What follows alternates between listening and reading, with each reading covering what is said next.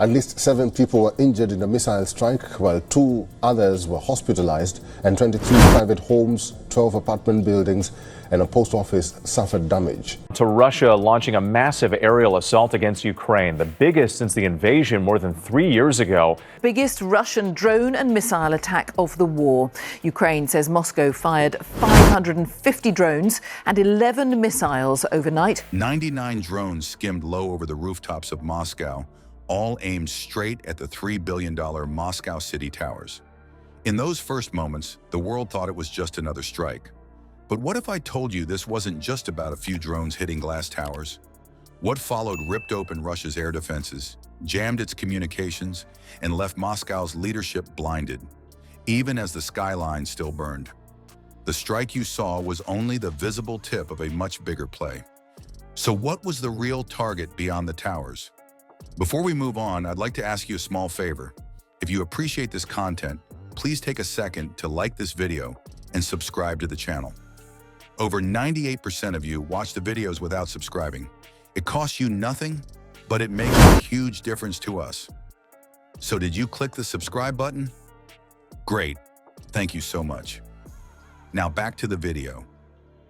99 drones pushed forward in tight formation, their flight path cutting directly into the airspace Russia claims as its most secure. From the ground, it would have looked almost unreal. Small machines no larger than farm equipment flying shoulder to shoulder, heading straight into the heart of Moscow. At first glance, the target seemed obvious: the towering glass and steel skyscrapers that dominate the city's skyline. Moscow City, a glittering commercial hub worth nearly $3 billion. U.S. President Donald Trump has issued a 10-day ultimatum to Russian President Vladimir Putin. All right, in other news, Russia has conducted fresh strikes on Ukraine's Zaporizhia region. Ukraine says Russian forces carried out 567 attacks over the last 24 hours. To Russia launching a massive aerial assault against Ukraine, the biggest since the invasion more than 3 years ago. To end the conflict, his envoy, Steve Witkoff, is visiting Moscow today. Was the kind of symbol that an enemy would want to shatter.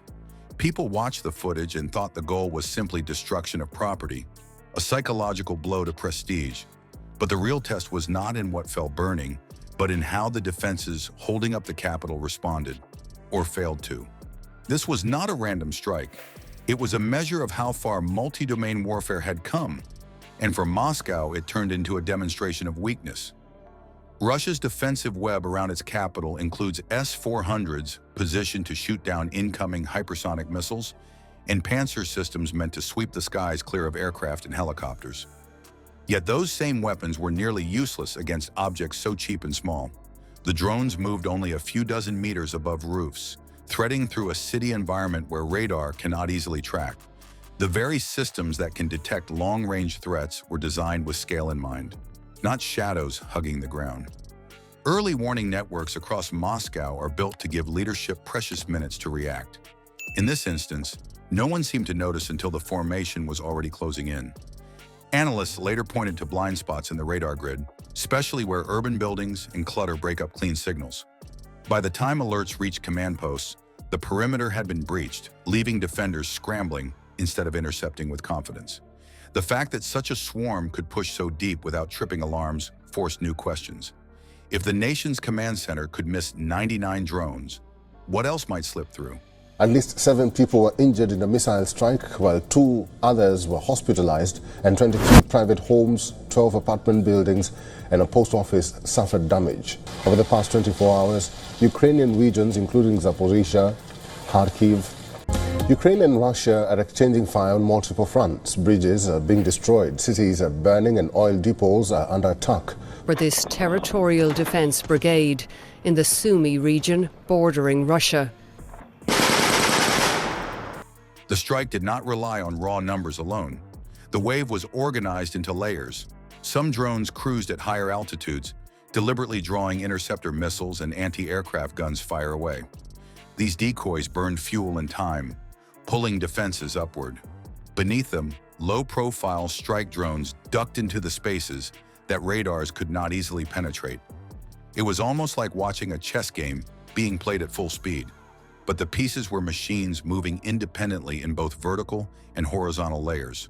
Where Russia expected one direction of attack, it was suddenly forced to defend on multiple planes at the same time. And that split attention became costly within minutes. Adding another element, Ukrainian crews activated electronic jamming designed for very narrow timeframes. For 12 minutes, radios across Moscow's defense grid spat static or carried garbled instructions.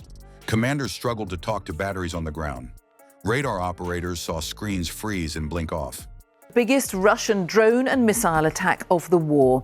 Ukraine says Moscow fired 550 drones and 11 missiles overnight. Trump added that new sanctions could be imposed on Russia if the war continues.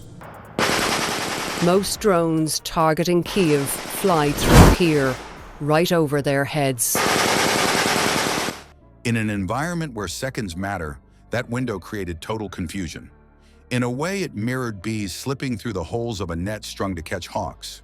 The hardware had been built with large, obvious enemies in mind, but swarms of small units working together took advantage of every oversight. And the payoff was sharper than broken walls. Those towers were valuable symbols, but even more important was the paralysis in command links. During the strike, Moscow's defensive nervous system stretched all the way west to occupied territories. That lifeline fractured, effectively blinding multiple units far outside the city. Batteries sat idle. Radar stations went dark. For hours, it was as though parts of Russia's western frontier had vanished from the network.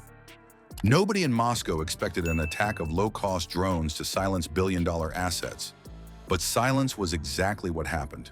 So while the skyline took a beating, the real story was hidden beneath. Rescue workers say one person died and 26 were injured. Kherson and Mykolaiv have reported injuries from Russian attacks.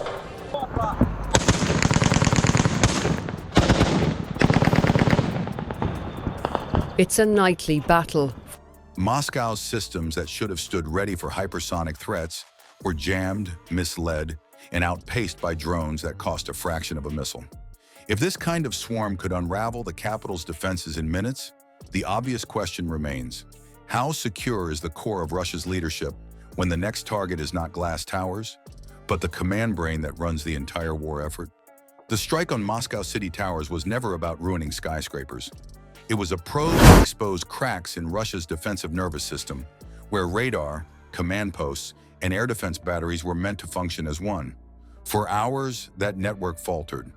What matters now is the equation this attack revealed. A drone that costs less than a consumer car, paired with short bursts of precision jamming, can momentarily overpower weapons worth billions. That flips the logic of modern defense upside down. So if 99 drones could stun Moscow in minutes, what happens when the target is its command brain?